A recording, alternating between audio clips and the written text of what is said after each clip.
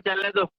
अभी हम मिट्टी के स्वाद पर एक संवाद करने वाले हैं सभी भाई बहन। तो इसके लिए मैं आगे आदरणीय दिनेश सेमवाल जी भाई सबको इस मंच पर आमंत्रित करती हूँ जी।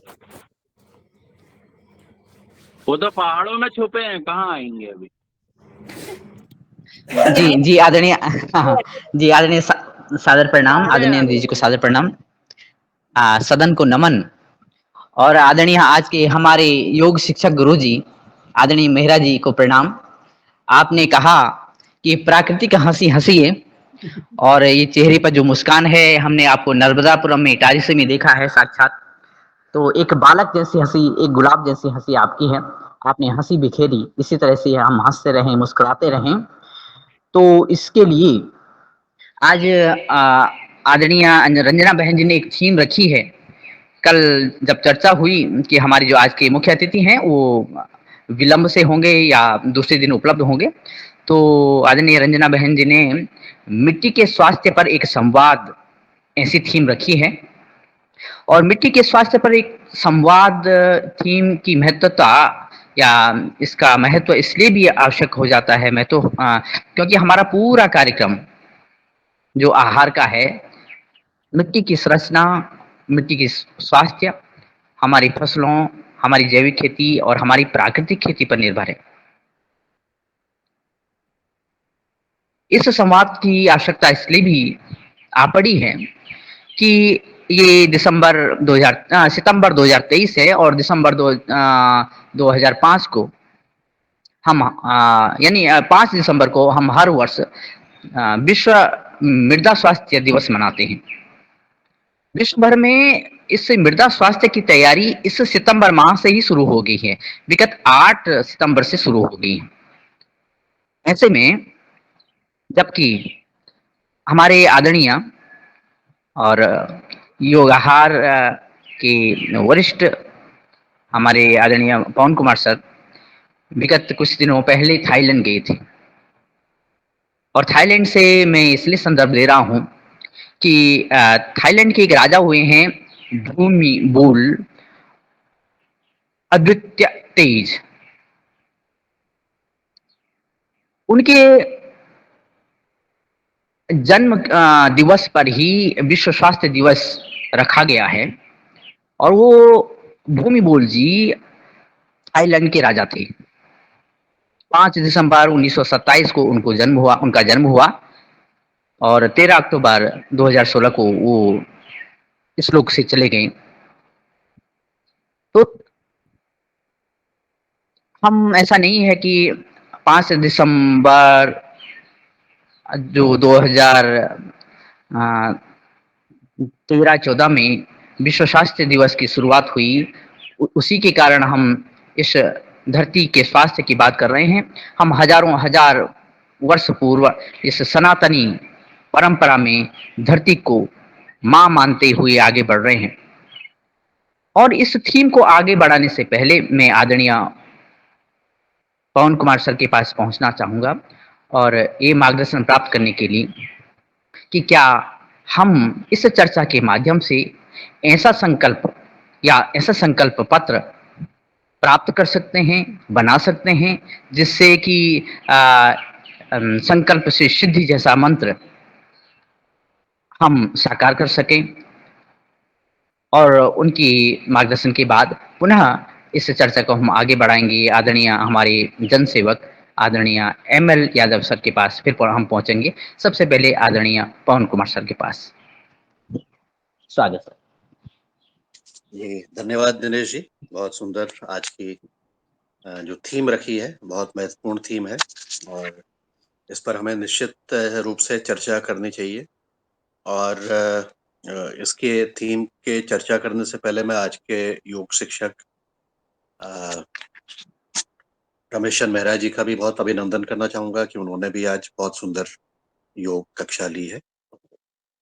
उसके ऊपर भी हमने चर्चा की है बहुत मजेदार तरीके से। लास्ट में सबने सम्मिलित हुए हैं इस उत्सव को मनाने के लिए, जो उत्सव हम मनाते हुए कई दिन हो गए। तो आज की जो थीम है हमारी मिट्टी का महत्व। और दिनेश जी ने जो 2015 से ये अंतर्राष्ट्रीय सॉइल दिवस मनाया गया है, उसमें एक जो राजा भूमि दोल की जो भूमिका थी बहुत ही महत्वपूर्ण इसलिए भी हो गई क्योंकि वो पहले ऐसे राष्ट्राध्यक्ष थे जिन्होंने खुल करके एक देश के रूप में इसका समर्थन किया, इसको बहुत प्रोत्साहित किया। और इसका प्रभाव मैंने जो कृषि विभाग है थाईलैंड का, लैंड डेवलपमेंट डिपार्टमेंट उसको कहते हैं, तो वहाँ के कर्मचारियों में और वहाँ के जो माहौल है वहाँ पर हमने देखा। तो इसलिए किसी भी राष्ट्राध्यक्ष द्वारा इसको इतने उत्साह के साथ और इतनी तत्परता के साथ इस चीज पर ध्यान दिया गया क्योंकि राजा भूमिदोल भी सनातन संस्कृति का ही हिस्सा रहे हैं। और पूर्व में भी जब थाईलैंड में भारत का और उसका प्रभाव है पूरे दक्षिण पूर्व एशिया में, पूरे सनातन धर्म का ही प्रभाव रहा है, पूर्व में ज्यादा प्रभाव है रहा था। और अब हालांकि कई सारे लोग बौद्ध धर्म में परिवर्तित हुए, जो भी कारण है, लेकिन उसके जो अवशेष हैं, चाहे हम उनको मूर्तियों के रूप में देखें वहां पर, जो सड़क है वहां पर छोटे छोटे मंदिर मैंने देखे। बहुत ही कम जगह में एक मंदिर बना है, उसमें ब्रह्मा जी विराजमान है, कहीं पर नटराज विराजमान है। वही तरह के नटराज मैंने देखे जैसे कि अ, अभी हमारे जो G20 का समिट में के बाहर जो नटराज है, उतने बड़े तो नहीं लेकिन उससे छोटे, थोड़े से छोटे, एक होटल के बाहर विराजमान थे। और इसी तरह से गणेश जी लोगों के दिलों में बसे हुए, और उसकी पूजा भी वो करते हैं, चाहे वो बौद्ध ही क्यों नहीं हो, और शिव शिव को भी मानते हैं। और वहाँ के जो थाईलैंड का जो एयरपोर्ट है, मैंने पूर्व में भी बताया, उसमें समुद्र मंथन की एक बहुत लंबी 100 फुट लंबी म्यूरल बनी हुई है साक्षात रूप से। और उसमें अमृत रूपी जो शंख के माध्यम से जो पानी निकल रहा है उसकी दिख रही है। तो कुल मिलाकर के ये जो यहाँ की संस्कृति सभ्यता है, हमारी संस्कृति से मेल खाती है। और मिट्टी के ऊपर जो आज हम परिचर्चा करने वाले हैं, तो हम निश्चित रूप से मिट्टी के जो विभिन्न आयाम हैं, विभिन्न रूप हैं, स्वरूप हैं, और मिट्टी के अंदर विद्यमान जो हमारे जीवाणु हैं। और जैसा मैंने पहले भी बताया था कि एक मिट्टी एक एक चम्मच भर मिट्टी में उतने ही जीवाणुओं की संख्या है जितने की वर्तमान में पूरे विश्व में मानव की संख्या है। और इस मिट्टी की में जो प्राण है, इसकी वजह से हम आबाद हैं। अगर मिट्टी में प्राण नहीं है तो वहाँ कोई अ, आबादी नगण्य है। अब वैसे तो हम चांद में भी पहुंच गए हैं और वहाँ की मिट्टी को भी हम जांच रहे हैं, और वहां पर भी हमें ऑक्सीजन, हाइड्रोजन, कार्बन के मॉलिक्यूल मिलने लग गए हैं। लेकिन उसमें प्राण प्राण की स्थिति नहीं, उसमें जीवाणुओं की स्थिति अगर होगी भी तो नगण्य है, या उसको नहीं माप सकते हैं। तो ये मिट्टी हमारे जो देश की है, हमारे पूरे विश्व की मिट्टी है, ये अपने आप में एक अलौकिक भेंट है, क्योंकि इसमें बहुत सारी चीजें इसके साथ जुड़ी हुई है। और इसकी वजह से हम सब जी रहे हैं। अगर ये मिट्टी नहीं होगी तो चांद और हम में, यहाँ की मिट्टी में कोई अंतर, या किसी भी अन्य ग्रह जिसको हम जानते हैं वहां पर कोई अंतर नहीं। तो इस मिट्टी की जीवकता को बनाए रखने के लिए हमारा क्या योगदान होना चाहिए, हमारी क्या भूमिका होनी चाहिए, या हमें क्या क्या करना चाहिए और क्या नहीं करना चाहिए, शायद इसी तरफ आज हमारी चर्चा भी चलेगी। और इसके लिए हम जो कार्य अभी वर्तमान में कर रहे हैं, और बहुत सारे चीजों पर हमने पूर्व में भी चर्चा की है कि हम जीवामृत डाल करके अपनी मिट्टी को और अच्छा बना सकते हैं। हम घन जीवामृत का उपयोग करके अपनी मिट्टी को बेहतर बना सकते हैं। और इसको इसकी गुणवत्ता को मापने के लिए भी अगर कोई किसान खेत में खुद काम करता है तो वो मिट्टी को उठाता है, उसको देखता है कि उसकी गुणवत्ता कैसी है। उसमें अगर सुगंध आती है तो उसको लगता है कि हाँ, ये तो बहुत अच्छा है, खुशबू है। और ये भूर भीनी भीनी मिट्टी की जो सुगंध है, जिसको कि मैंने भी इसको देखा है, विशेषकर बरसात के मौसम में एक भीनी भीनी खुशबू आती है, वो हमारे रोम रोम में बस जाती है, और उसको हम फिर भूल नहीं पाते, वो हमारे अंदर से नहीं निकल पाती। तो ऐसे यादों, ऐसी चीजों से हम निरंतर जब हम रूबरू होते हैं प्रकृति से, हम इसको देखते हैं, तो हम अपने आप में एक हमें रोमांचित करती है, एक हमें उत्साह देती है, एक नई उमंग देती है। और ये उमंग मुझे लगता है कि हमारे किसान इसको रोज इसका फायदा लेते हैं। शहर में रहने वाले लोग, फ्लैट में रहने वाले लोगों के लिए ये उमंग का माध्यम कम होते हैं, इसलिए वह भी ललायत है कि वो मिट्टी की को सूंघें, उसको देखें, उसको हाथ लगाएं। उस तरफ भी रुझान अब बढ़ने लग गए। तो इस मिट्टी को बनाने के लिए, सुधारने के लिए, संरक्षित करने के लिए, पोषित करने के लिए हमें शुद्ध अन्न, जैविक और प्राकृतिक रूप से इसमें जितने भी जीवाणु रहते हैं, और जीवाणु के साथ साथ कई अर्थ फॉर्म जिसको हम कहते हैं, केचुआ खाद, केचुआ हम कहते हैं, और साथ ही चींटियां का बड़ा एक महत्वपूर्ण रोल है।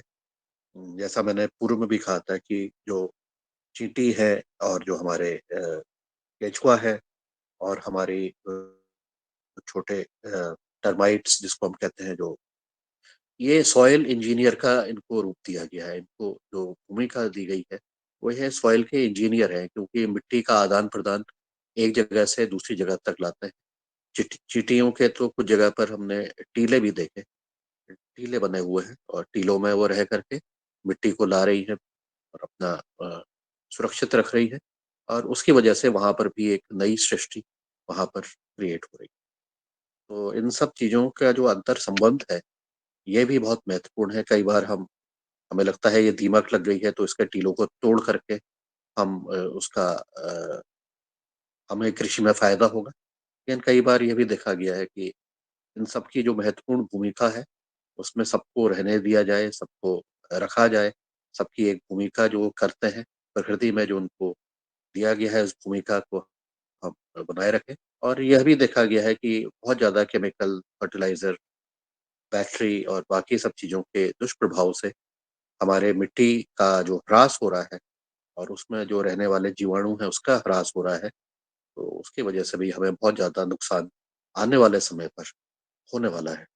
तो इन सब चीज़ों के लिए हमें क्या संकल्प करना चाहिए, हमें क्या करना चाहिए, उसको शब्दों में पिरोना पड़ेगा कि हमें, जब हम किसी एक समय पर, जो हम हमारे त्योहारों में भी लिखा हुआ है, बताया गया है कि हम इस समय उत्सव मनाएं। हम उत्सव एक कारण है, एक जो उत्सव के माध्यम से हम धरती माता को भी नमन करते हैं और धरती माता से निकलने वाली जो भी चीजें हैं उनको हम नमन करते हैं। तो ऐसे उत्सवों को भी रूप को ध्यान में रखते हुए, और हम और क्या बेहतर कर सकते हैं जिससे कि हमारा माटी के साथ जो नाता है वो और ज़्यादा प्रगाढ़ हो सके। शायद इस चीज़ पर भी आज हमें ज़रूर चर्चा करनी चाहिए। ये नाता जो है, क्योंकि जो ताना-बाना है वो छिन्न-भिन्न हो रहा है। ये ताना-बाना प्रगाढ़ रहे, सशक्त रहे, और इसके लिए हम जो कर सकते हैं, मानव जो कर सकता है वो अ, वो करने के लिए आज हम इस बारे पर भी अगर चर्चा, सुझाव निकल के आते हैं तो उसको भी हम सम्मिलित कर सकते हैं अपनी आज की जो थीम है। और तभी मानव सुरक्षित है, अगर मिट्टी सुरक्षित है तभी हम सुरक्षित है। मिट्टी का स्वास्थ्य अगर सही है तो मानव का स्वास्थ्य भी तभी ठीक रहेगा। अगर मिट्टी का स्वास्थ्य खराब है तो हमने पंजाब के कई बार उदाहरण के ऊपर बातचीत कर ली। तो इस विषय पर मुझे लगता है कि चर्चा हमें जारी करनी चाहिए, रखनी चाहिए, और इसके लिए मैं मंच को वापस दिनेश जी को वापस सौंपता हूँ। सबको धन्यवाद। ओम नमस्कार। जी आदरणीय, बहुत बहुत धन्यवाद। एक रूपरेखा के साथ हम आगे बढ़े हैं आपके शब्दों के साथ। आपने थाईलैंड के राजा, जो सनातनी परंपरा के थे, भूमिबोल जी, अदुल्यादेश, जब अदुल्यादेश को हम समझते हैं इस शब्द को, तो अतुल्य तेज मुझे समझ में आता है। वास्तव में अगर हम धरती को, इस माटी की सुरक्षा के लिए कार्य करेंगे तो ये अतुल्य तेज, ये अतुल्य ऊर्जा और ये अतुल्य शक्ति हम जीवों के लिए मिलेगी, ये बात आपके वार्ता से आगे बढ़ती है। और जैसे आपने कहा कि इस माटी से हमारा कितना घना नाता है और इसको हमें निभाना आता है। इस तरह से हम उत्सव के रूप में और धरती को एक तेरा तुझको अर्पण के रूप में आगे अगर हम बढ़ाते हैं, तो धरती का स्वास्थ्य, धरती की पोषकता, जो धरती हमें पोषण के रूप में हमें दे रही है, उसको वापस देने की आवश्यकता है। उसको हमारे आदरणीय किसान बंधु बखूबी आगे बढ़ा रहे हैं और योगाहार के मंच पर उपस्थित आदरणीय सभी सदस्य इस चेतना को देश भर में फैला रहे हैं। मैं एक बार सभी आपका हार्दिक अभिनंदन और नमन करता हूं इस मंच के माध्यम से। और आदरणीय श्री मुन्नीलाल जी भाई साहब के पास पहुंचता हूं और इस इन शब्दों के साथ कि वो कृपया अगर मेरी आवाज़ सुन रहे हों तो हमारे आदरणीय सदस्यों को एक-एक करके निमंत्रित करें और जिससे कि हम इस थीम पर कार्य कर सकेंगे। और मैं भी जुड़ा हुआ हूँ, बीच-बीच में अगर मुझे लगता है कि अगर मेरी आवाज़ नहीं पहुँच रही हो या फिर आवश्यकता पड़े तो मैं आदरणीय हमारे गुरुजी, आज के योग शिक्षक जी वो हमेशा निरंतर नोट भी करते रहते हैं। मैं भी नोट कर रहा हूँ, उनसे भी मैं प्रार्थना करता हूँ कि आप इन बिंदुओं को नोट भी करेंगे। और वैसे ये हमारी रिकॉर्डिंग चल रही है। आदरणीय श्री यादव सर, आपके पास पहुँचता हूँ ताकि हम सभी के साथ संवाद कर सकें और कम शब्दों में सभी की बातें भी हम ले सकें। धन्यवाद, प्रणाम। धन्यवाद आदरणीय दिनेश जी, सेमवाल जी। और जैसा कि आज योग हमारे आदरणीय दादू जी ने बहुत ही अच्छी तरीके से कराया और हंसते हुए प्रसन्न होते हुए सभी योग क्लास के सभी साथीगण प्रसन्नता के साथ सबने योग किया, हास्यास्पद भी किया। और आज जो आपने विषय रखा है, जैसा आदरणीय पवन सर जी ने बताया है कि हमारा मिट्टी, क्योंकि जीवन का और इस प्रकृति का और विश्व का सबसे महत्वपूर्ण और सबसे पहला हमारा महत्व है धरती माता का। माँ नहीं है तो हम सब नहीं। अब माँ कैसी है? माँ को हमको माँ तो माँ है, लेकिन उसको हमने कितना दूषित कर दिया है। हम क्या क्या डाल रहे हैं माँ के ऊपर। हम माँ को अगर दूषित करेंगे तो वहां से जो हमारे ऊपर जो माँ हमको वापस देगी वो कहाँ से देगी? जो हम डालेंगे वही माँ वापस करती है। हम अगर गेहूं का बीज डालते हैं तो गेहूं के बीज वापस करती है माँ, सरसों के डालते हैं तो सरसों के वापस करती है। अगर हमने जहर डाला अपनी माँ में तो वो माँ क्या वही वापस देगी ना बेटों को। इसलिए ये बहुत महत्वपूर्ण विषय है आज का। सदन से मेरा निवेदन है कि इस पर जिसके मन में जो भाव हो, कोई भ्रांतियां हो, कोई समस्या हो, कोई सुझाव हो, कोई अनुभव किए हो। जब हम देखते हैं जो प्राकृतिक जैविक खेती करते हैं, जो 10 साल से 5 साल से करते आ रहे हैं, उनकी खुशबू, खेत की खुशबू जब हम लगाते हैं तो आनंद ही क्या होता है माँ की। इसलिए मेरा निवेदन है कि अपनी अपनी मन की बात शरद जी ने एड्रेस किया है और मैं चाहूंगा कि शरद जी अपनी बात रखें और एक एक करके सभी भाई बहन अपने मन में इस धरती माता को, इस मिट्टी को कितना हमें स्वस्थ रखना है, कैसे रखना है और क्या आपके मन में विचार है, यह प्रस्तुत करने का कष्ट करें। आदरणीय सत वर्मा जी। ओम जी ओम। सदन को कोटि कोटि प्रणाम। आज दादू ने बहुत अच्छा योग कराया और बहुत हंसाया भी, तो उन्हें बहुत साधुवाद। वो हमेशा ऐसे ही योग कराते रहें। आज की जो चर्चा है वो माँ, इस पे चर्चा है। तो मैंने देखा है, थोड़ा सा एक अध्ययन करने में आया था कि जब केमिकल अपन लोग डालते हैं तो वो मिट्टी पे क्या प्रभाव करती है, उसका एक अध्ययन छोटा सा मैं आपको बता।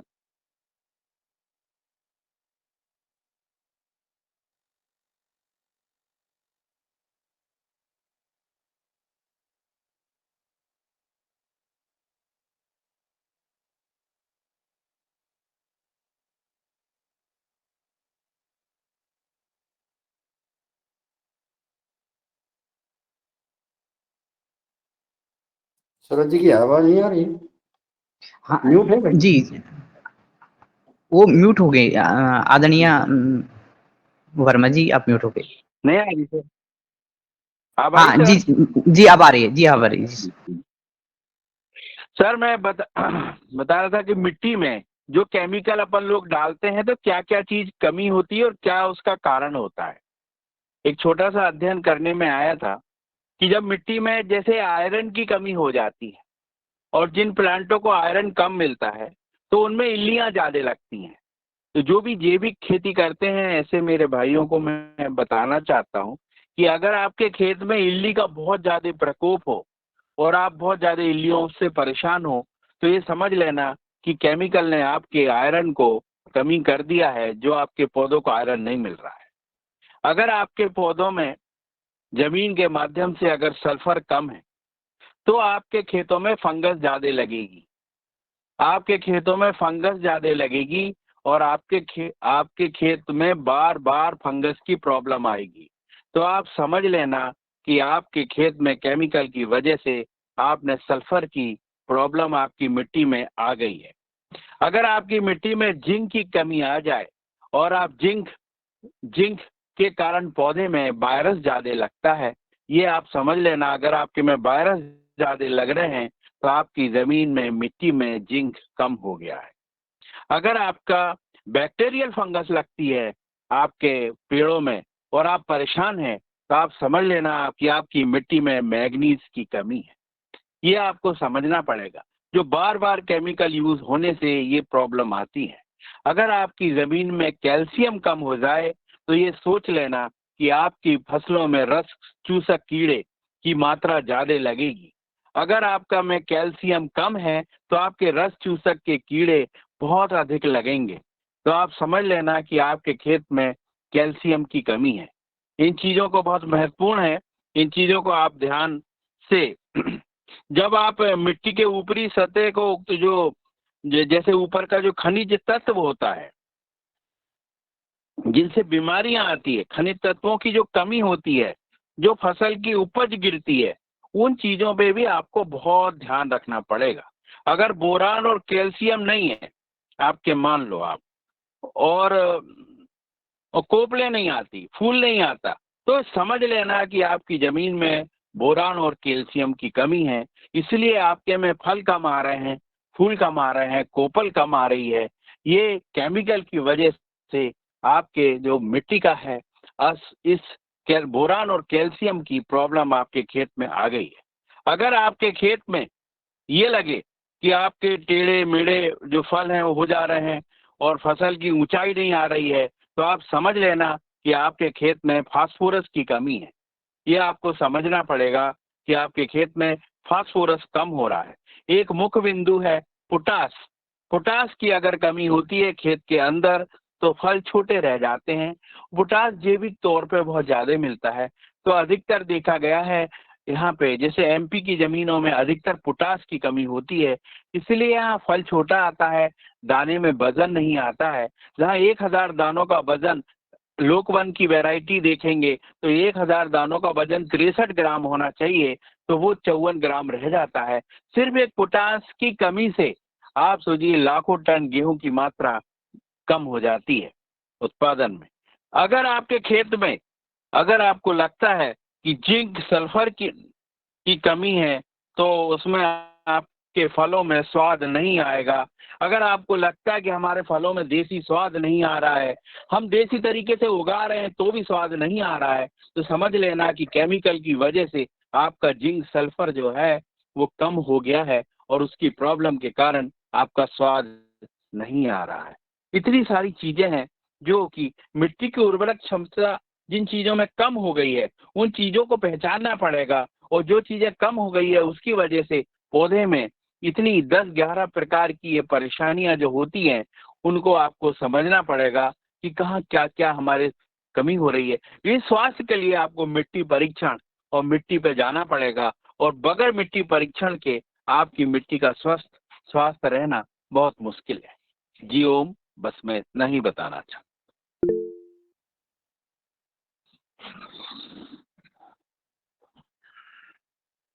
धन्यवाद आदरणीय सूरज जी। हमारे और किसान भाई जो हाँ, आदरणीय डॉक्टर किशोर दुबे जी ने हैंड रेज किया है, मैं उनको सम्मान के साथ आमंत्रित करता हूँ, आए और वो अपना संवाद करें, अपनी बात रखें, अपना सुझाव दें। आदरणीय डॉक्टर किशोर दुबे जी। धन्यवाद मुनिलाल जी। आज का चर्चा का विषय बहुत ही अच्छा रखा है और उस पे गहराई से चिंतन करने की और उसमें अमल करने की जरूरत है। पवन जी ने उसका दिशा निर्देश किया है और उस पर सबको हमको अपने विचार रखना है। मैं इस चिंतन पे जब जाता हूँ कि धरती माँ को कैसे बचाया जाए, तो मैं धरती माँ की जगह पे हमारी अपनी खुद की माँ को रखे तो 3 विकल्प आते हैं। क्या हम माँ को 24 घंटा अगर काम में रखे अपनी माँ को, तो उसकी सेहत ठीक रह सकती? उसको विश्रांति की जरूरत है ना, 4 घंटा 6 घंटा। बस वही स्थिति हमारे धरती माँ की करना है। हम कंटिन्यूअस एक पीक, दूसरा पीक, तीसरा पीक, 12 महीने पीक ही लेते जाए तो उसको विश्रांति कब मिलेगी? तो कहीं ना कहीं हमको ये जो कंटिन्यूअस यानी नियमित रूप से उसको हम उसकी सिंचाई करते रहते हैं, पीक लेते रहते हैं, उसको विश्रांति देते नहीं, तो कुछ ना कुछ विश्रांति का अमल हमको करना पड़ेगा। यह एक। दूसरा कि जैसे हमारी माँ है, माँ अगर हमेशा काम में ही रही तो बीमार गिर जाएगी। तो उसका बोझा कम करने के लिए हम उसका कुछ काम किसी ना किसी को हाथ बटाने के लिए, चाहे घर के परिवार के सदस्य रहे, नौकर रहे, कुछ भी रहे, उसका काम हमको कम करवाना पड़ेगा। तभी माँ की सेहत जैसी अच्छी रहती है वैसी ही धरती माँ की रह सकती है। तो इसके लिए कुछ पर्यायों को हमको ढूंढना पड़ेगा कि सिर्फ मिट्टी जो है, मिट्टी से ही उपज बनती है, मिट्टी से ही फसलें आती है, ऐसी बात नहीं है। मिट्टी का कुछ हम प्रमाण लिया, जैसा कि हम नर्सरी में भी काम करते हैं, हम सबका अनुभव है कि उसमें ज्यादा से ज्यादा 20% ही मिट्टी लगती है। बाकी तो उसमें ईंट के टुकड़े भी लिए, रेती भी ली, तो भी उसमें नर्सरी का उत्पादन हो जाता है।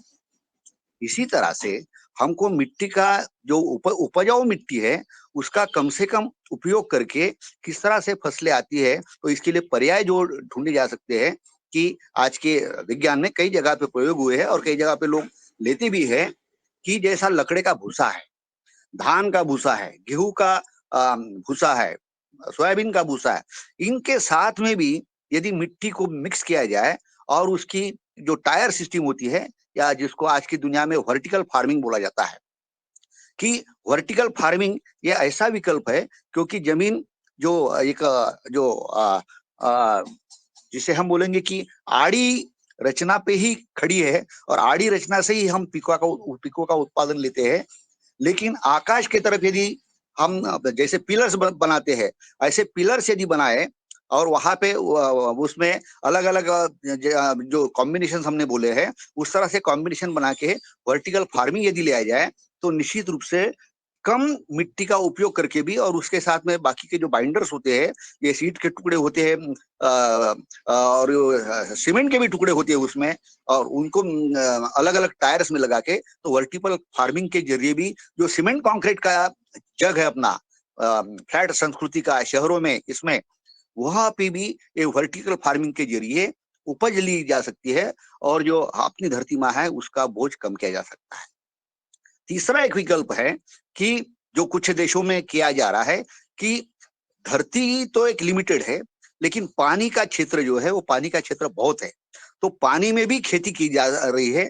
कई जगह पे नदियों का जो पानी का मसला है और तो वहां पे उपयोग किया जा रहा है और वहां पे नई नई तकनीकें करके वहां पे भी वो पानी को ही खेती समझ के, पानी को बेस समझ के वहां पे जो खेती है वहां पे की जा रही है, जिसको अपन हाइड्रोपोनिक्स बोलते हैं। तो वो रिवर पोनिक्स के नाम से काम कर रहे हैं और वहां पे एक उपज ले रही है।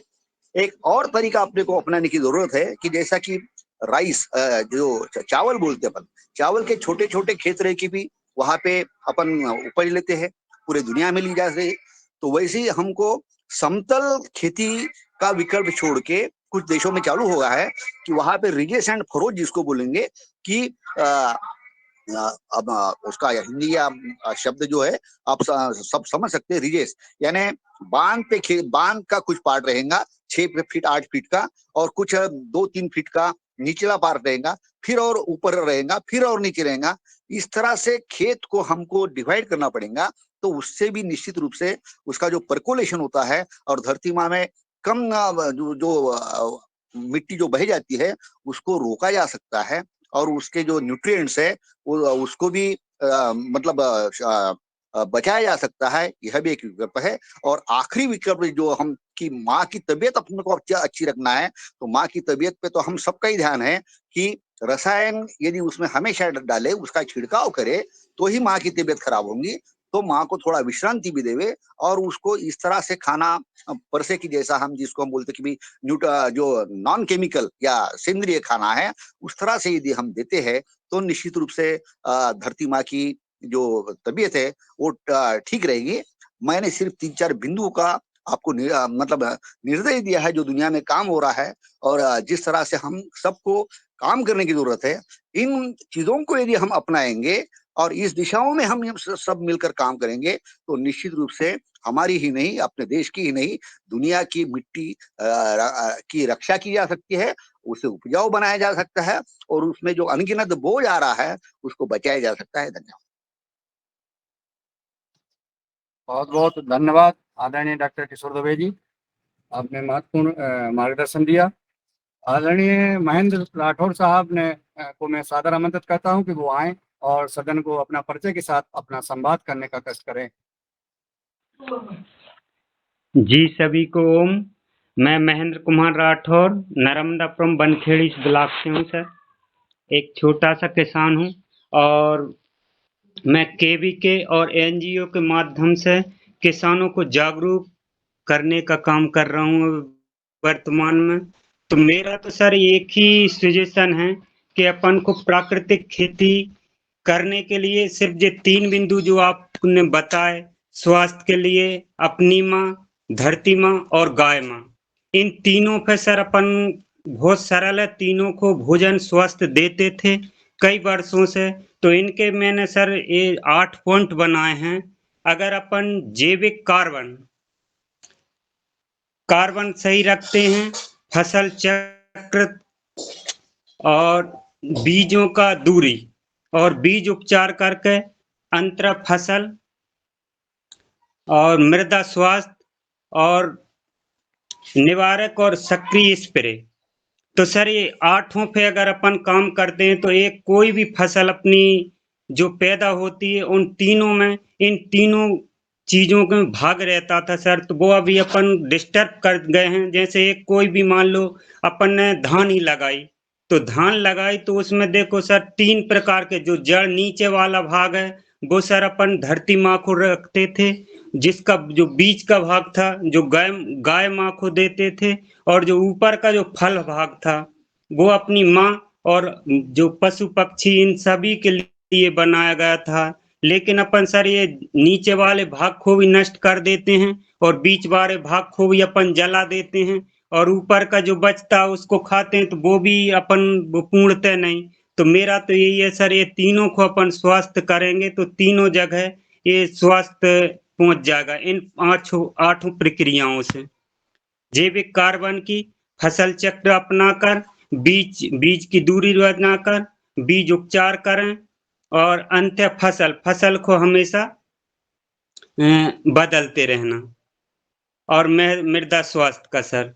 तो सर इसी पे हम काम कर रहे हैं सर, अभी वर्तमान में सीख ही रहे हैं, और इस मंच के द्वारा मैं संग्रह करके किसानों तक पहुंचा रहा हूं। बस सर। धन्यवाद आदरणीय महेंद्र जी, आपने जो 8 प्रकार के जो तरीके बताए हैं बहुत सुंदर, और आप इसको पुनः हम चर्चा करेंगे आदरणीय दिनेश जी से और रंजना जी से कि इनको महेंद्र जी को एक दिन अपन इनका पूरा वो लें, इनका क्या अनुभव है और प्राकृतिक जैविक खेती जो होशंगाबाद में कर रहे हैं। आदरणीय कल्पना खोडले जी, मैं आपको सादर आमंत्रित करता हूँ, आप आएँ और अपनी बात रखें।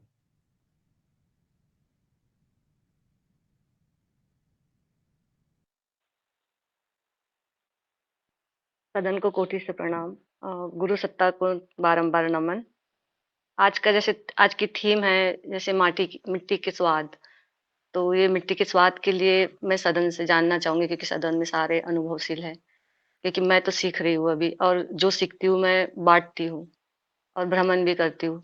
तो अ, माटी से जितना, पवन सर ने जैसे बताया कि मिट्टी को हम मतलब माँ की तरह और मिट्टी से प्रेम करेंगे, और मिट्टी में स्वाद भी रहता है।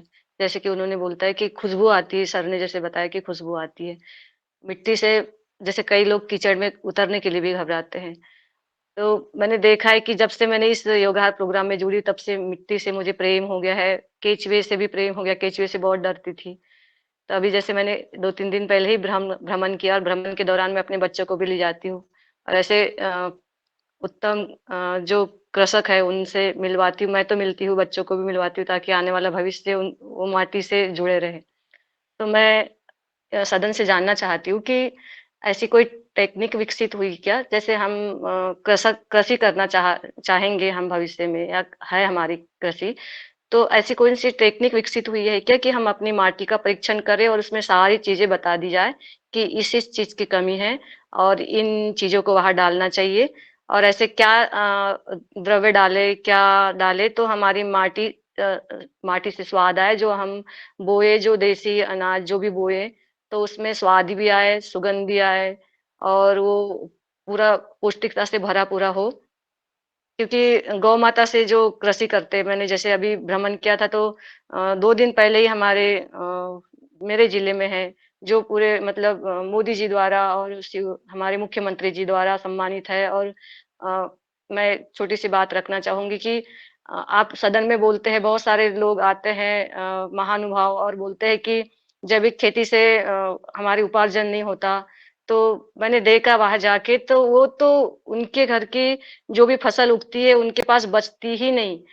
वो आते हैं तुरंत और लोग उठा के ले जा लेते हैं। केला की फसल हो, आम की फसल हो, या फिर सब्जियां हो, उनके मतलब जिले से, गोंदिया और बालाघाट जिले से आते हैं, गाड़ियां आती है, किसान आते हैं, लोग आते हैं, व्यापारी आते हैं, और अपने घर के खाने के लिए स्पेशल ले जाते हैं। उनके पास कुछ भी नहीं बचता, ना ही उनको कहीं जाने की जरूरत पड़ती, लोग उनको आके ले जाते हैं कि हमारे खेती में कैसे करें, आप दिखाइए। तो ये मैंने देखा है प्रत्यक्ष रूप से। तो ये शिकायत रहती थी, तो ये तो मेरे मन से भी जो डर था वो निकल गया, ताकि मैं सुदृढ़ता के साथ बोल सकूं कि हाँ, माटी उन्होंने पूरी अपनी माटी को, 2-3 गाय है उनके द्वारा उन्होंने इतनी उत्तम कृषि कर दी है।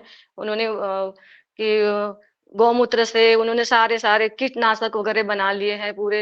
और सिर्फ 4 एकड़ जमीन है उनकी, सिर्फ 4, क्योंकि एक बिंदी से शुरुआत मतलब एक छोटी सी खेती से शुरुआत करी थी उन्होंने। उनके पास ज्यादा कुछ नहीं था। तो तो मैं बताना चाहती हूँ कि माटी को उन्होंने अच्छा किया, सिर्फ माटी को। अगर माटी अच्छी नहीं करते तो वो भटकते रहते, और बहुत सारे बड़े बड़े किसान हैं, वो कैसे परेशान होते रहते कि उनकी उपज अच्छी नहीं होती और बेच नहीं पाते। उनको बेचने के लिए जाना पड़ता है, उत्तम दाम नहीं मिलता, और इनको तो दाम भी अच्छा मिल रहा है, घर बैठे बिक रही है, और सिर्फ ये माटी की वजह से। तो उनमें भी, और उन्होंने वहां पे, उन्होंने जब मैंने देखा भ्रमण के दौरान, तो उन्होंने कोई कुछ लगाया था, तो उसमें लिया मतलब हो रही थी, तो वो नहीं हो रहा था एक खेत में, तो उन्होंने वो नष्ट कर दी और दूसरी खेती उन्होंने रख दी। और उन्होंने लगाया था मूली, मूली लगाया था, तो मूली में उन्होंने कैरियां नहीं बनाई थी, तो वो बिना कैरियों की वजह से वो मतलब वो भी करते हैं, क्या बोलना चाहिए उनको, रिसर्च भी करते रहते हैं।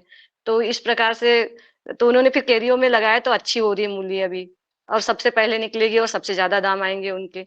इस प्रकार से वो अच्छी, और उनको विजिट मतलब यहाँ पे मुख्य अतिथि भी बनाएंगे। तो ये सर से मैं, और सर से भी, पवन सर से भी जानना चाहूंगी, और सदन से भी जानना चाहूंगी कि हम मिट्टी में ऐसे क्या तत्व डालें। गौ आधारित, जैसे माँ हमारी होती है, जैसे बताया गया, माँ, माटी और गौ माता, ये तीनों को हम अच्छा रखेंगे तो सब कुछ अच्छा होगा। लेकिन और क्या क्या तत्व डाले, कैसे डाले, हमारी भावनाएं भी जुड़ी हो माँ से, माटी से हमारी। तो ये सब चीजें कि हमारे देसी जो बीज है उसके लिए भी, और इतनी सारी चीजें, मुझे तो बहुत ज्यादा बोलना भी नहीं आता। बस मेरे मन में थी कि हम जांच करें तो हमारे सब निकल के आ जाए कंटेंट, की ये हमारी खेती में प्रॉब्लम है, ये डालना चाहिए। तो ये ऐसी कोई विधि बताइए। ओम जी, धन्यवाद। जी धन्यवाद बहन जी। और जो आप लगातार बच्चों को प्रवास करा रही हैं कि मिट्टी से हमारे बच्चों का प्रेम रहे, तो बहुत प्रोत्साहित करती हैं आप। आपके प्रोत्साहन को नमन। और मैं दिनेश जी को आमंत्रित करता हूं और निवेदन भी करता हूं कि आगे की क्लास का संचालन भी करें। मैं थोड़ा सा एक यज्ञ कर रहा हूं, तो उसमें मैं बैठ रहा हूं। मेरा निवेदन है कि आगे का संचालन जी करें। जी आदरणीय आदरणीय ये यज्ञ में इस माटी के स्वास्थ्य के प्रति एक आहुति सदन की तरफ से भी, और मैं हैंड रेज इसलिए कर रहा था और मैं आगे संचालन करने की आगे चाहूँगा कि आदरणीय हमारी सदस्य एक एक विषय जब बोल रहे हैं तो उस पे पूरी इस तरह की संभावना बन रही है कि एक एक हफ्ते उनके कहे गए और उनके पूछे गए सब सब्जेक्ट पे विषय पे चर्चा हो सकती है। जो अभी आदरणीय कल्पना दीदी जी ने पूछा है कि मिट्टी में ऐसे क्या तत्व डालें जिससे मिट्टी का स्वास्थ्य अच्छा हो, अच्छा बढ़े। यहाँ पे मैं एक बात साझा करना चाहूँगा। असल में जो हमने थीम रखी थी तो मिट्टी का स्वास्थ्य रखा था वो, लेकिन वो संभवतः वो जो टाइपिंग में मिस्टेक होने के कारण ये अच्छा हो गया कि मिट्टी का स्वाद बन गया। वास्तव में ये और अच्छी थीम बन गई कि मिट्टी का स्वाद। मिट्टी के भी अलग अलग स्वाद हैं, और जैसे कि कल्पना कोठले दीदी ने पूछा है कि ऐसे क्या डालें कि मिट्टी का स्वाद बढ़ जाए, मिट्टी का स्वास्थ्य बढ़ जाए। तो मैं आदरणीय भुवनेश्वर राय जी के पास पहुंचता हूं। संभवतः ये तो समय की कमी है, इस सब्जेक्ट पर, इस विषय पर एक मुख्य अतिथि के रूप में ही विशेषज्ञ को बुलाना पड़ेगा, आदरणीय भुवनेश्वर राय सर को बुलाना पड़ेगा अगले दिन। लेकिन संक्षिप्त में अगर आप प्रश्न का उत्तर दे सकें तो आपका बहुत बहुत स्वागत आदरणीय। धन्यवाद आदरणीय दिनेश जी। आज का जो कार्यक्रम है मृदा स्वास्थ्य के संबंधित, तो सबसे पहले तो मैं इस कार्यक्रम में आए सभी महानुभावों का हृदय से अभिनंदन करता हूँ, खासतौर से आज के योग टीचर मेहरा सर का। उन्होंने बहुत कायदे से आज सबको हंसाया। देखिए, थोड़ा सा प्रैक्टिकल में जब जाएंगे, जैसा कि आज के अभी पूर्व में ही वर्मा जी ने जो बात बताई, उसमें जब आप गौर करेंगे तो देखेंगे कि कीड़ों से लेकर के और जितने पोषक तत्व हैं या जितने भी प्रॉब्लम है, वो सबका जो है उन्होंने एक एक, सल्फर से क्या प्रॉब्लम आता है, आयरन से क्या प्रॉब्लम आता है, जिंक से क्या आता है, इसमें केवल न्यूट्रिएंट का पैदावार से संबंधित नहीं है, बल्कि न्यूट्रिएंट से संबंधित है, बल्कि इसमें कीड़े से भी संबंधित है। फंगस, इल्ली, वायरस, बैक्टीरियल फंगस, सब उन्होंने बता दिया। यही चीजें हैं। इसीलिए कहा जाता है कि अगर मिट्टी का स्वास्थ्य आपका अच्छा हो गया तो निश्चित मानिए कि आपके खेतों में न ज्यादा बीमारियां आएंगी, न ज्यादा कीड़े आएंगे। बहुत क्लियर सी बात है। और इसीलिए जो लोग जैविक प्राकृतिक खेती करते हैं, और इसका मुख्य कारण यही है कि अगर आप केमिकल खेती करते हैं तो अभी आज तक कोई ऐसा फर्टिलाइजर नहीं बना है जिसमें जितने भी पोषक तत्व चाहिए वो सारे पोषक तत्व आपको मिल जाए। आप नाइट्रोजन के लिए यूरिया देते हैं, डीएपी डालते हैं तो उसमें नाइट्रोजन फास्फोरस मिलता है, एनपीके डालते हैं तो मात्र नाइट्रोजन फास्फोरस पोटास मिलता है। फिर आपको अगर जिंक डालना है तो उसके लिए अलग से जिंक डालना पड़ता है, बोरान डालना है तो अलग से डालना पड़ता है। और मेरा मानना है कि कोई भी किसान निश्चित रूप से कुछ डालता है तो कुछ बाकी लग जाता है, और जो बाकी लग जाता है उसका प्रभाव सीधे मिट्टी पर पड़ता है और स्वास्थ्य, मिट्टी के स्वास्थ्य पर पड़ता है, और फिर आपका पैदावार प्रभावित होता है। तो मिट्टी का स्वास्थ्य का मतलब ही यही है कि जिसमें आपकी पौधों की वृद्धि और विकास के सभी गुण उसमें उपस्थित हो, और जो उसमें जीवाणु हैं उनकी जो क्रियाशीलता है या जो उनकी एक्टिविटीज है वो भी एक आदर्श स्तर का हो, वही आपका मिट्टी अच्छी मानी जाती है। अब आप देखेंगे कि ज्यों ही आपकी मिट्टी पीएच से संबंधित अगर आप लें तो पीएच भी अगर कम ज्यादा हो गया तो भी आपकी फसलें प्रभावित हो जाती हैं। हमारे ख्याल से और जगहों पे तो आप लोग नहीं देखे होंगे, लेकिन अगर आप जो लोग उत्तर प्रदेश के इन एरिया में रहे होंगे पुराने लोग, अब तो काफी सुधार हो गया। नहीं तो गाजियाबाद से लेकर के और इलाहाबाद के बेल्ट में जो ये अलीगढ़ से लेकर के और मैनपुरी, इटावा और ये सारा जो रायबरेली, सुल्तानपुर का ये सारा बेल्ट है, ये पहले एकदम बिल्कुल सफेद रहता था, ऊसर रहता था। धीरे धीरे करके सुधार करके काफी स्तर तक उसको सुधार दिया गया। तो सारा जो खेती का संबंध है वो केवल आपके मृदा के स्वास्थ्य से ही है, और मृदा का स्वास्थ्य का मतलब है यही है कि उसमें अगर स्वास्थ्य सही है तो सारी कुछ ठीक है। और अगर एक ही काम आप करते हैं कि जैविक प्राकृतिक खेती उसमें करते हैं, तो कोई ऐसा जैविक खाद नहीं, कोई ऐसा, अगर आप गोबर की खादें लें, हरी खाद लें, मतलब जितना भी आपका इस तरह का मटेरियल है उसमें सारे पोषक तत्व पाए जाते हैं। ये जरूर है कि थोड़ा कम मात्रा में पाए जाते हैं, लेकिन सब पाए जाते हैं। और जब सब पाए जाएंगे तो फिर आपका स्वास्थ्य, मिट्टी का स्वास्थ्य अच्छा हो जाएगा और उसमें कीड़े बीमारियां भी कम लगेंगी और फिर आपका फसल का पैदावार भी अच्छा होगा। मैं चाहूंगा कि इसके बाद ज्यादा न बोलते हुए मैं और वक्ताओं को समय दूं। जी धन्यवाद।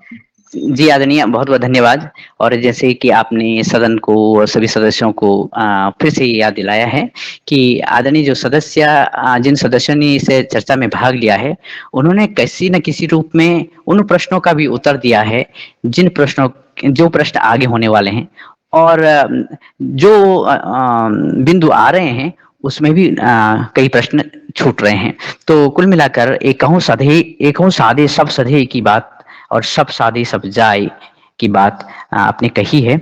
और कुल मिलाकर जो जैविक खेती, प्राकृतिक खेती की हम चर्चा कर रहे हैं, अगर हम प्राकृतिक रूप से अपनी माटी को, अपनी खेती को उर्वरा या पोषकपूर्ण बनाएं तो दूसरे किसी तत्वों की कमी नहीं होगी। और इसी क्रम में मैं आदरणीय अशोक पटेल सर, आपको जी आपका स्वागत करता हूं। आप अपनी टिप्पणी रखें।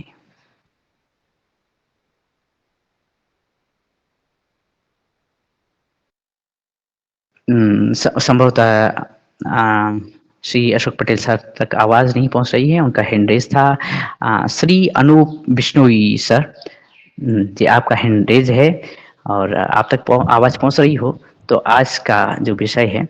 जी जी ओम सबको, सदन में उपस्थित सभी महानुभावों को। तो इसमें जो बहन जी ने पूछा उस सवाल का जवाब मैं मेरे एक्सपीरियंस के आधार पर दे रहा हूँ। उसमें जिस तरह की पोषक तत्वों की बात आई, तो मैं जो पिछले 5 साल से ऑर्गेनिक खेती कर रहा हूँ, मैंने अलग अलग तरीके अपनाए।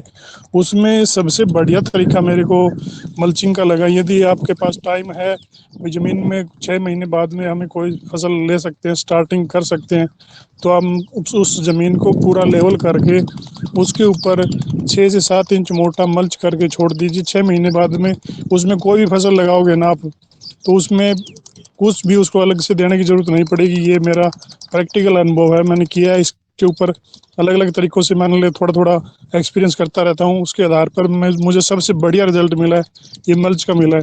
किसी भी ज़मीन हो, कितनी भी खराब हो, उसके ऊपर मल्च करके छोड़ दीजिए। उसमें जो भी उसको पौधे को जरूरत होती है वो उस मल्च के माध्यम से उसके अंदर आ जाता है। उस ज़मीन के अंदर उसको खाली छोड़ना पड़ेगा, तुरंत उसमें बिजाई नहीं कर सकते हम। ये मेरा अनुभव रहा। जी जी आदरणीय, आपका सुंदर अनुभव, और आपके अनुभव से हमारे अन्य सदस्य लाभ प्राप्त करेंगे।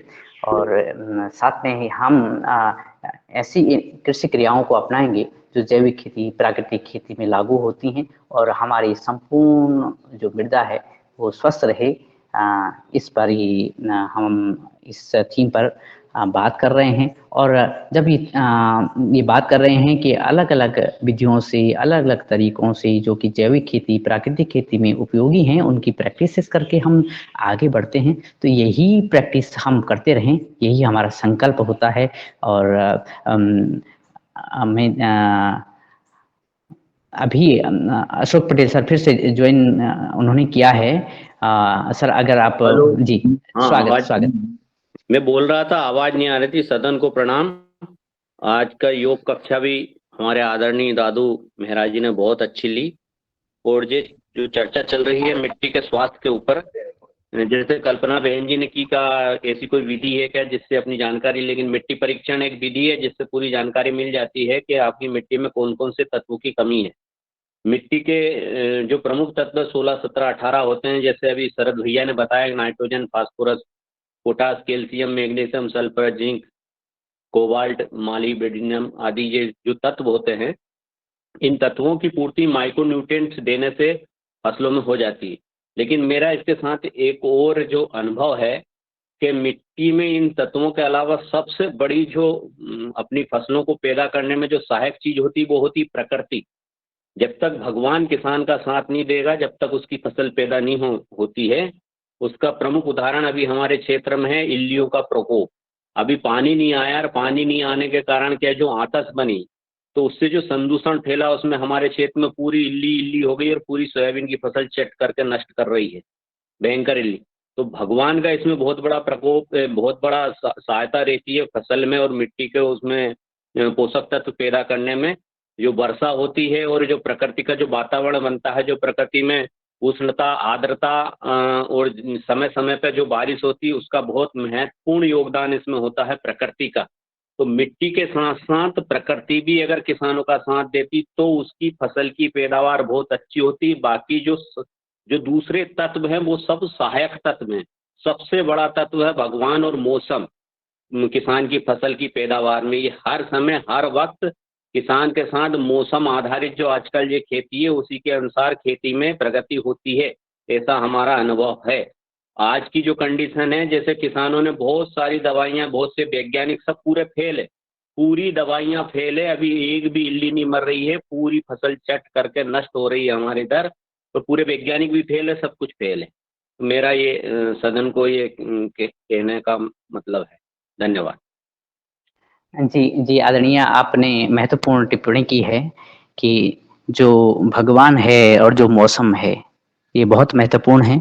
और अभी हमारी पूरी दुनिया, हमारी जो ये पूरी धरती है, ये मौसम की तेजी से परिवर्तन के कारण अस्थिर हो गई है।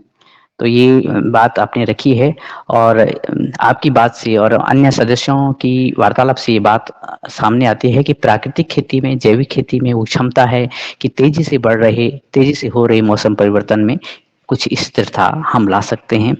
और इसी क्रम में मैं निवेदन करूंगा अन्य सदस्यों से कि हमारे पास वैसे अब समय की सीमा से हम आगे बढ़ने वाले हैं, लेकिन पुनः कि कोई व्यक्ति, कोई सदस्य अपनी बात रखना चाहें तो स्वागत है, और अन्यथा मैं इस क्रम वाइज आपको निवेदित करूंगा।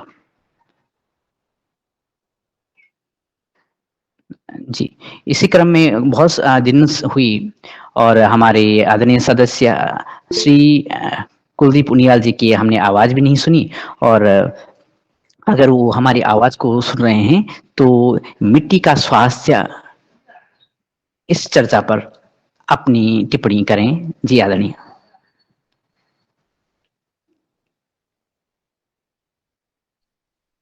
सभी को धन्यवाद दिनेश जी। मिट्टी के स्वास्थ्य को लेकर काफी चर्चा हमारी सदन में हुई है। भी काफी महत्वपूर्ण बातें उभर कर आई हैं जिन पर हमें भविष्य में चर्चा करनी चाहिए और उन बातों के लिए जागरूकता बढ़ाने की आवश्यकता हमें है कि हम मिट्टी की स्वास्थ्य को कैसे जो है अच्छा बना के रख सकते हैं ताकि हमें उससे लाभ मिल सके। उसमें मेरा यही कहना है कि हमारे जहाँ मैंने ऐसे क्षेत्र देखे हैं जहाँ पे कभी भी लोगों ने रासायनिक खादों का उपयोग नहीं किया, रासायनिक दवाओं का उपयोग नहीं किया है। वहाँ पे उनकी मृदा का स्वास्थ्य आज भी जो है निरंतर जो है एक जैसा बना हुआ है और वो अपनी उत्पादकता में कोई खास परिवर्तन उसमें नहीं आया है। जो उत्पादकता उनकी पहले थी वो निरंतर जो है वैसी की वैसी बनी हुई है।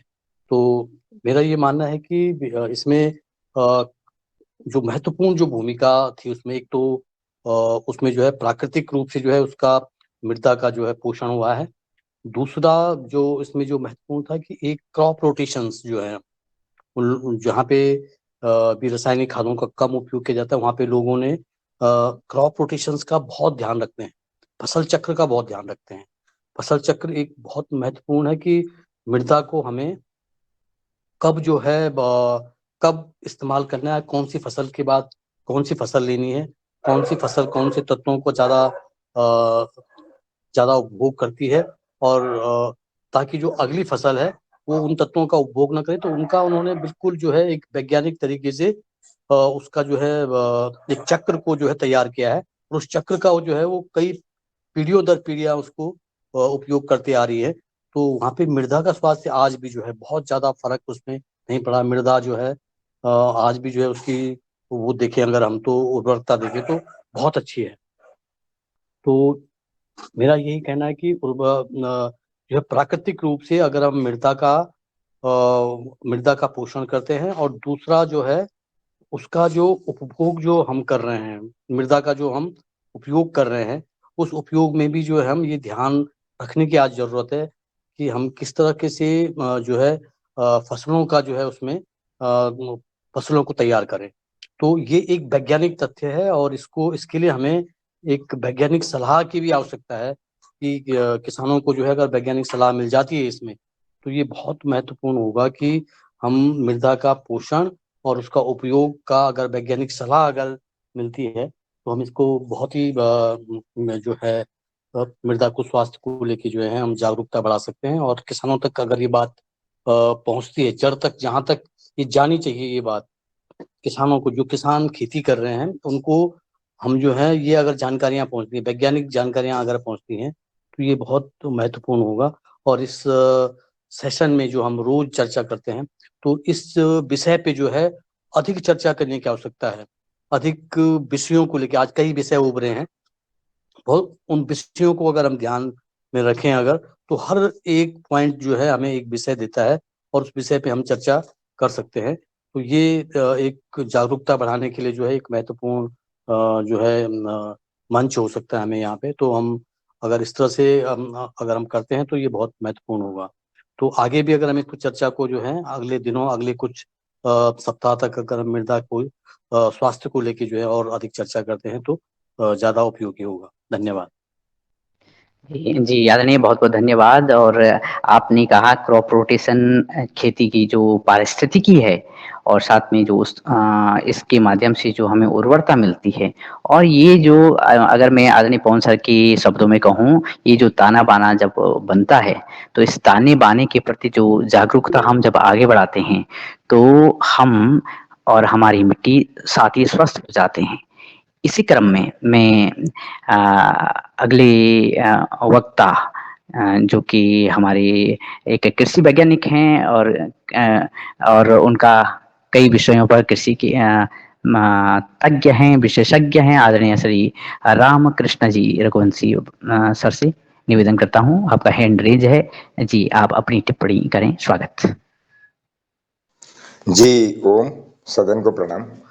और जैसे कि अभी एक अशोक भैया का जो प्रश्न था कि ये सब सारी चीजें सारी किसान के साथ में यदि भगवान हो जाए तो सब सारी चीजें ठीक हो जाए और इकोलॉजिकल बैलेंस जो है, प्रकृति का संतुलन जो है वो ठीक हो जाए तभी किसान की क्रॉप सही हो सकती है। तो जिस भगवान की हम बात करते हैं, आप अगर उसका संधि विकसित करेंगे तो भा से होता है भूमि, गा से गगन, वा से वायु और ना से नीर। तो इस प्रकार से इनको हम पंच महाभूत बोलते हैं।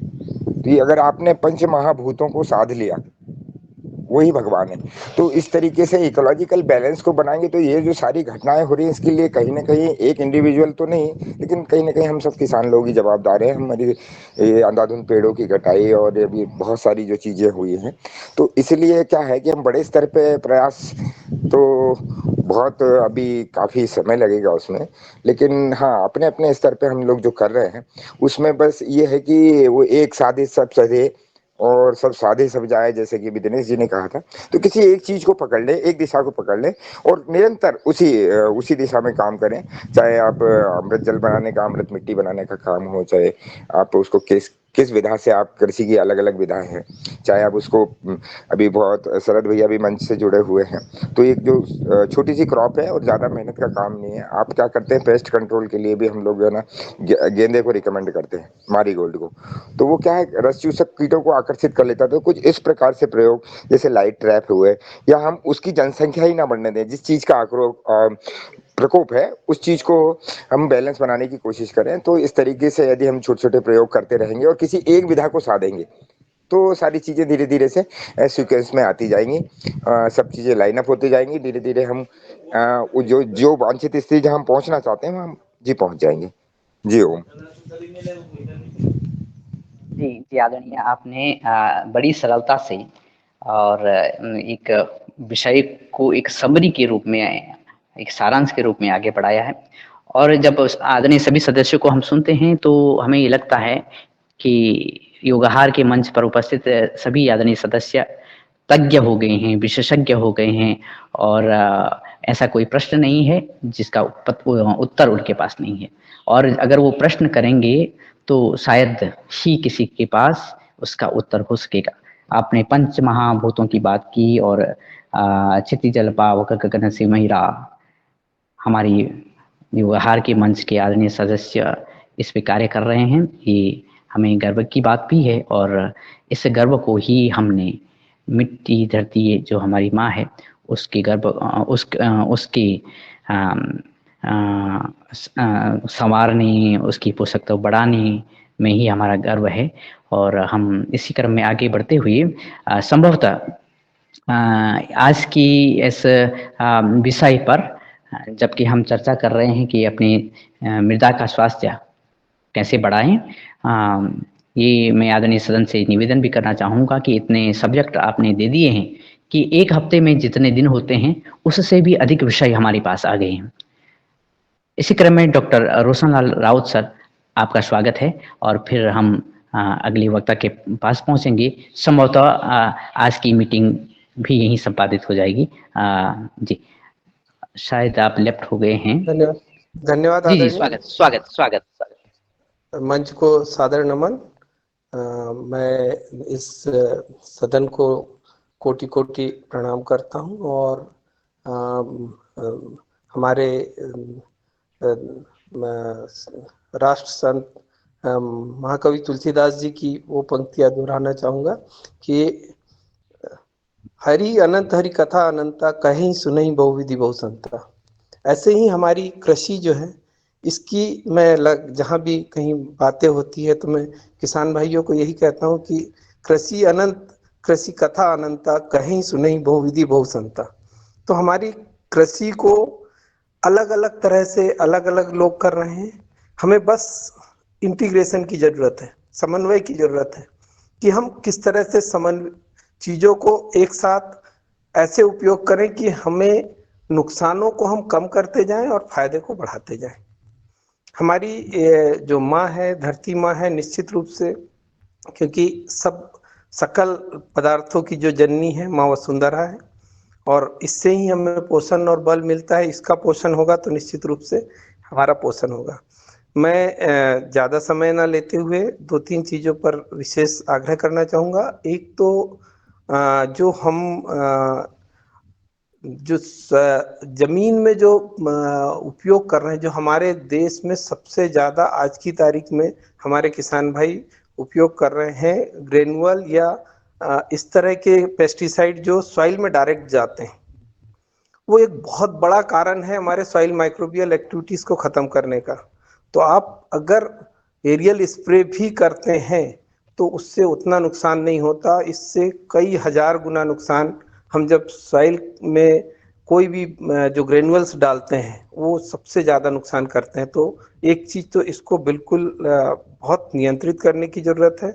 और दूसरी चीज़, जितने भी प्रयास हम प्राकृतिक खेती के या हमारे जो फिजिकल बैरियर्स हैं, या हम अंतर्वर्ती कृषि की बात करते हैं, लाइट ट्रैप, प्रकाश प्रपंच, हमारे फेरोमोन ट्रैप, हमारे बायोपेस्टिसाइड, इनकी बात करते हैं। इनका जितना उपयोग करेंगे उतना निश्चित रूप से हमारी धरती समृद्ध होगी और हमारी जो बायोडायवर्सिटी है वो भी बहुत अच्छी होगी।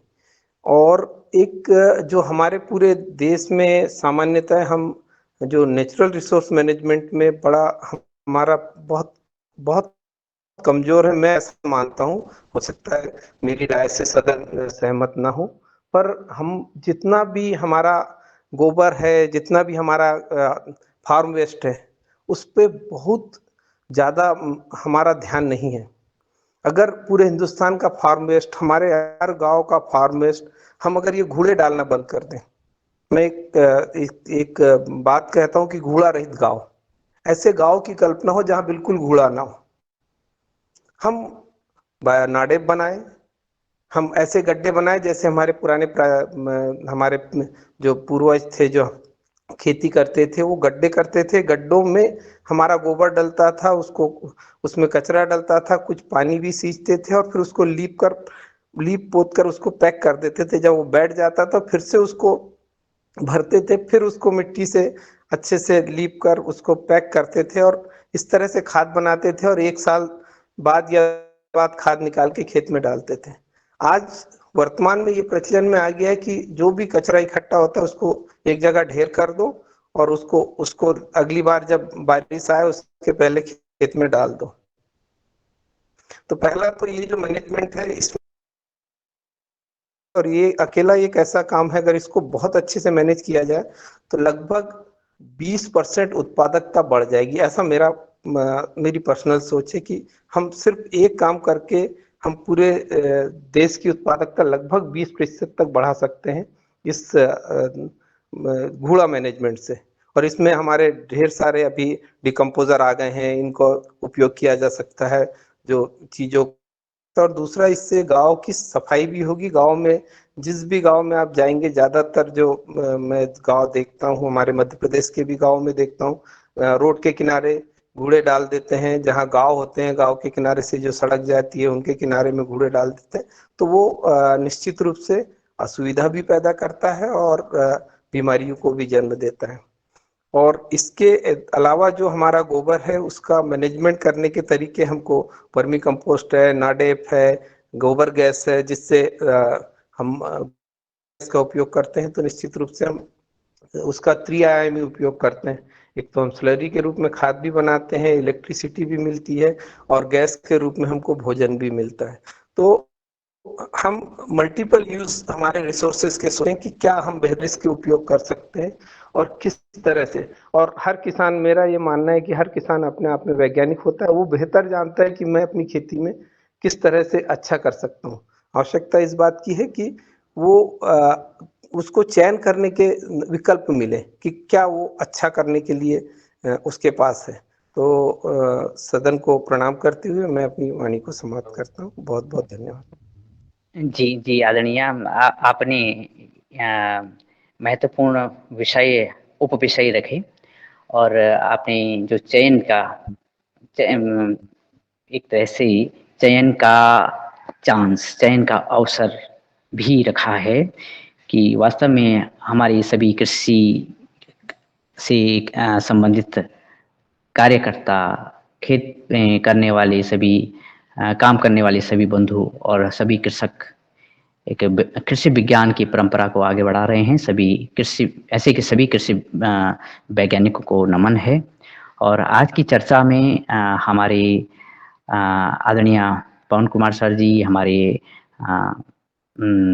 श्री आदरणीय यादव सर, आदरणीय शरद वर्मा सर और उनके साथ ही डॉक्टर किशोर दुबे सर, श्री महेंद्र राठौर सर, हमारी बहन कल्पना कोटले जी, आदरणीय हमारी भुवनेश्वर राय जी और Shri Anoop Bishnoi sir, Shri Ashok Patel sir, Shri Kuldeep Punyal sir, हमारे आदरणीय रामकृष्ण रघुवंशी सर और साथ में ही डॉक्टर रोशन लाल सर और अन्य लोगों ने अपनी बात रखी है और इनसे हम एक ही नतीजे पे पहुँचते हैं कि जो भी उत्तम कृषि क्रियाएँ हैं, जो प्राकृतिक कृषि की और जैविक कृषि क्रियाएँ हैं, उनको सम्मिलित रूप से, समग्र रूप से हम अगर आगे बढ़ाते हैं, तो हम अपनी धरती, अपनी माटी को स्वस्थ कर पाते हैं। इन्हीं शब्दों के साथ कि धरती हमारी माँ है, धरती का रूप प्यारा, करना इसकी रक्षा, करना माटी की रक्षा संकल्प है हमारा। इन शब्दों के साथ में गुरुजी आदरणीय मेहरा सर के पास पहुँचता हूँ और निवेदन करता हूँ कि अपने शब्दों के साथ ही आज की इस चर्चा को संपन्न करने और सभी का धन्यवाद देने का कष्ट करें। आदरणीय गुरुजी। जी ओम, सदन को नमन। और आप सब लोगों ने आज की योग कक्षा की सराहना की, ये तो है ही है। और आज का जो विषय है ये बहुत महत्वपूर्ण विषय है और इस विषय पर जो चर्चा हो रही है आगे हम और इस विषय पर चर्चा करेंगे, इसको बढ़ाएंगे तो निश्चित रूप से हमारे साथियों को इससे लाभ होगा। हमने पिछले अनुभवों के आधार पर 2-3 लोगों का इसमें बहुत मिट्टी पर काम रहा है। एक महेंद्र जी जुड़े थे महाराष्ट्र से, उन्होंने मिट्टी पर काम किया है। गजानन बाजड़ जी भी मिट्टी पर काम कर रहे हैं और आदरणीय बावला जाट जी। तो ऐसे लोगों को हम पुनः उन्हें बुला करके वो किस तरह से मिट्टी पर काम कर रहे हैं, उसका क्या प्रभाव हुआ है, इसके संबंध में हम पूछेंगे। पूरे सदन को मेरा नमन। जी ओम। ओम। जी आदरणीय धन्यवाद। और इसी क्रम में मैं आदरणीय नीलकंठ सावले सर को निवेदित करता हूं कि वो आए अपने शब्दों के साथ सभी का आभार प्रकट करें। जी आदरणीय। ओम धन्यवाद आदरणीय दिनेश भाई साहब जी। आज के हमारे योग शिक्षक आदरणीय मेहरा साहब जी को बहुत बहुत प्रणाम और बहुत बहुत धन्यवाद। आज की योग कक्षा बहुत अच्छी हुई और आज का जो थीम ली गई है मिट्टी या माटी जो स्वस्थ बनाना है और स्वस्थ जो है उसको स्वस्थ रखना कैसे है, इस बारे में बहुत अच्छा मार्गदर्शन मिला है। और जब ये हमारे मानते हैं गौ माता, माता और धरती माता जब स्वस्थ रहेंगी तो ये विश्व पूरा स्वस्थ रहेगा। इस संकल्पना के साथ आज 8:27 हो गए। तो आज हम आदरणीय हमारे भाई साहब मुन्नीलाल भाई साहब जी, आदरणीय अनूप बिश्नोई जी, आदरणीय अशोक कुमार जी, आदरणीय भगवान दास जी, आदरणीय भुवनेश्वर राय जी, आदरणीय मनीष सिंह जी, आदरणीय दिनेश सेमवाल सर जी, आदरणीय डॉक्टर किशोर दुबे सर जी, आदरणीय डॉक्टर रोशन लाल जी, आदरणीय गजानन बाजड़ जी, आदरणीय बहन कल्पना खोटले जी, आदरणीय कृष्ण कुमार जी, आदरणीय कुलदीप पुनियाल जी, आदरणीय महेंद्र राठी जी, आदरणीय मुन्नीलाल भाई जी, आदरणीय राजीव सिंह जी, आदरणीय बहन राजश्री कुशवाहा जी, आदरणीय रमेश चंद मेहरा जी जो आज के योग शिक्षक थे, आदरणीय रामकृष्ण रघुवंशी भाई साहब जी और आदरणीय रूप सिंह जी, आदरणीय शरद वर्मा जी, आदरणीय सुनाराम पटेल जी, आदरणीय उमाशंकर पटेल जी, आदरणीय बहन वैशाली विनायक जी और जो योगाहार रिकॉर्डिंग टीम से है और आदरणीय जो लेप हो चुके हैं उनके प्रति आभार व्यक्त करते हुए आज का योगाहार कार्यक्रम यहाँ पर संपन्न करते हैं और कल नई ऊर्जा के साथ 5:30 बजे मिलते हैं। तब तक के लिए सभी को ओम प्रणाम, धन्यवाद। जी आदरणीय आपका भी बहुत बहुत धन्यवाद और सभी आदरणीय सदस्यों को पुनः नमन। फिर मिलते हैं। प्रणाम। ओम। जी ओम।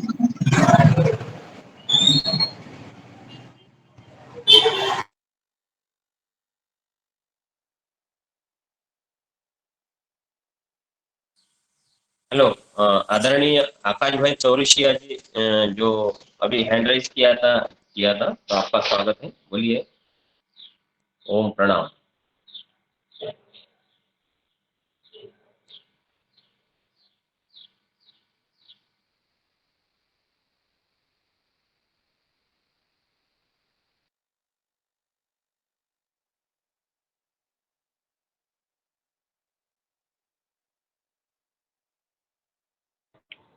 सभी को ओम ओम